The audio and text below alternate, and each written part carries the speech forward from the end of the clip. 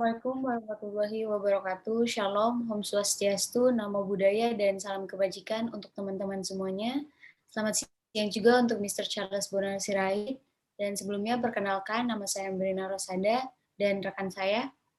Nama saya Elsa Suryaningsih. Dan pada kesempatan kali ini kita akan membahas tentang pemulihan ekonomi pada tahun 2021 akibat pandemi COVID-19. Hai Elsa, apa kabar? Tidak terasa ya, sudah masuk di tahun yang baru lagi nih. Halo Amrina, ya kabar aku luar biasa baik dan bener banget nggak kerasa nih kita udah hampir 1 tahun masih berada dalam situasi pandemi COVID-19. Masih harus stay home, masih harus kuliah dari rumah, masih harus bekerja dari rumah juga. Ya, pandemi COVID-19 yang masih menjadi perbincangan hangat nih di sekitar kita gitu kan.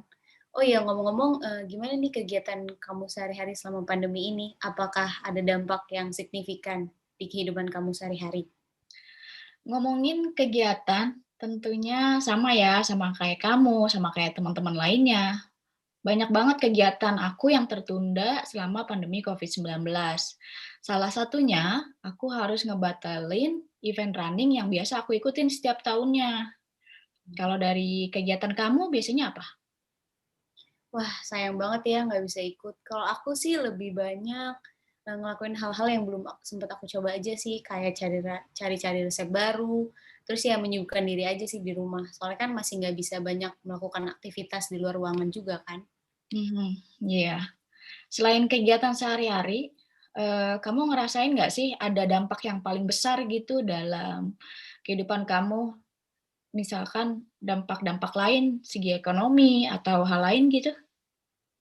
Kalau aku pribadi sih cukup sedikit terganggu sih, karena kan banyak pekerjaan yang akhirnya harus ditunda, terus kuliah pun juga kan sekarang online, dan Ya. kebanyakan dari beberapa kerabat yang aku kenal juga mereka harus tutup toko karena dampak pandemi ini. Ya seperti yang kita ketahui juga kan, di 2020 tidak hanya sektor kesehatan yang mengalami dampak besar, tetapi juga pada sektor perekonomian negara juga turut mengalami penurunan yang cukup sangat mengkhawatirkan apalagi sejak pembatasan sosial berskala besar yang di bulan April lalu membuat semua aktivitas ekonomi menjadi sangat menyulitkan. Nggak hanya bagi UMKM aja, tapi juga para pengusaha tinggi juga ikut merasakan dampaknya juga. Iya, tapi jangan lupa sih bahwa pemerintah Indonesia saat itu bergerak langsung untuk memberikan subsidi bantuan kepada masyarakat. Dari mulai bantuan sembako, bantuan langsung tunai dana desa (BLT), insentif tarif listrik, hingga bantuan langsung kepada pelaku UMKM. Benar juga ya, aku setuju banget sih tentang hal itu.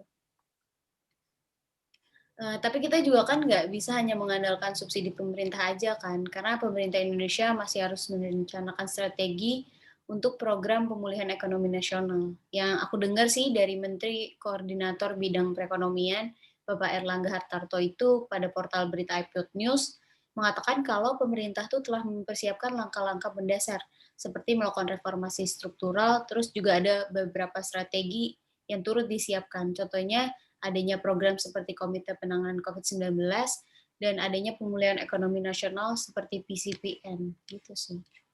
Oh, berarti kita harus tetap optimis ya bahwa ada harapan untuk ekonomi Indonesia berangsur-angsur membaik. Selain itu juga, Menteri Keuangan Ibu Sri Mulyani menyampaikan ada 7 cara pemerintah untuk mengakselerasi ekonomi di tahun 2021. Wah, kalau begitu ini bisa menjadi hal yang baik ya untuk perekonomian Indonesia. Dan by the way nih, apa aja tuh strategi pemerintah menurut Ibu Sri Mulyani? Dari platform berita finansial yang aku baca, kontan.co.id, pada hari Selasa 22 Desember 2020 lalu, pukul 17.27 waktu Indonesia bagian Barat, Menteri Keuangan Ibu Sri Mulyani menyampaikan ada 7 cara pemerintah untuk mengakselerasi ekonomi di tahun depan. Yang pertama, ada alokasi anggaran, yaitu pada pendidikan. Yang kedua, anggaran perlindungan sosial. Yang ketiga, anggaran pada sektor kesehatan. Yang keempat, anggaran untuk infrastruktur, yang kelima, anggaran untuk ketahanan pangan, yang keenam, ada anggaran untuk sektor teknologi informasi dan komunikasi, dan yang terakhir, ketujuh, adalah anggaran untuk sektor pariwisata yang mengarahkan kepada tingkat sosial untuk meningkatkan daya beli masyarakat.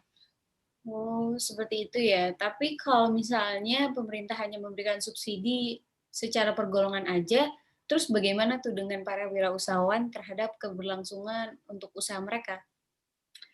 Bagi pelaku usaha, pemerintah juga memberikan jaminan seperti adanya insentif perpajakan, adanya subsidi bunga, hingga diberikan penyertaan modal seperti investasi atau pinjaman kredit modal. Dan juga diberikan penempatan dana khusus bagi badan usaha milik negara maupun korporasi. Oh, jadi pemerintah Indonesia juga mengedepankan pelaku bisnis juga ya?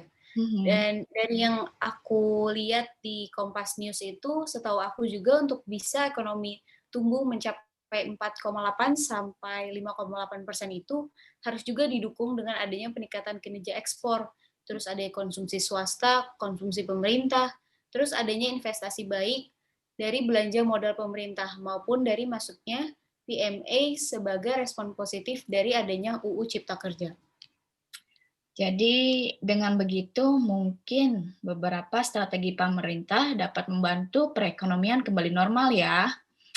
Kira-kira nih, menurut pemahaman kamu, strategi pemerintah yang kita bahas ini udah terbilang cukup atau belum? Menurut pemahaman aku sendiri ya, kalau cukup atau enggaknya itu kita bisa lihat dari progres di beberapa bulan ke depan aja sih, karena kan pemulihan ekonomi nasional juga perlu didorong, dengan adanya sinergi optimisme dari semua pihak aja gitu kan, nggak cuman pemerintah dan diperlukan juga di sini ada peran masyarakat juga. Iya, aku setuju banget sama kamu. Ya, benar banget. Sebagai masyarakat, kita juga punya peran dalam hal ini. Harus selalu optimis dan mendukung program pemerintah Indonesia, juga tentunya belanja atau mengkonsumsi produk-produk lokal, setidaknya kita bisa membantu pelaku UMKM.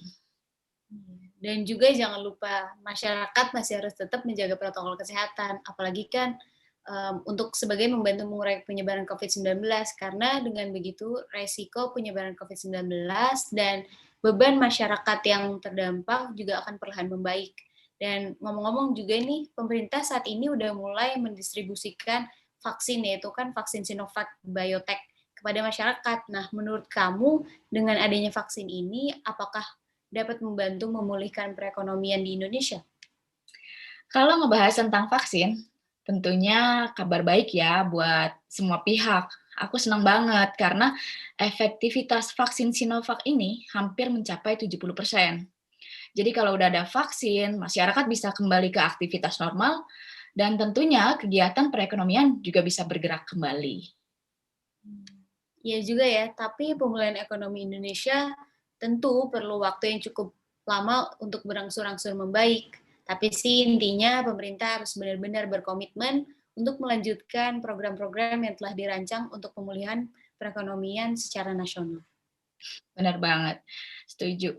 Jadi harus ada dukungan dari masyarakat, komitmen dari pemerintah juga.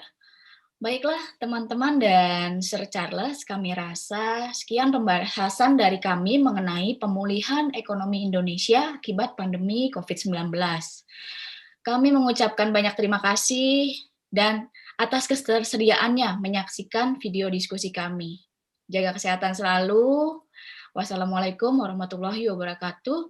Selamat siang dan sampai jumpa.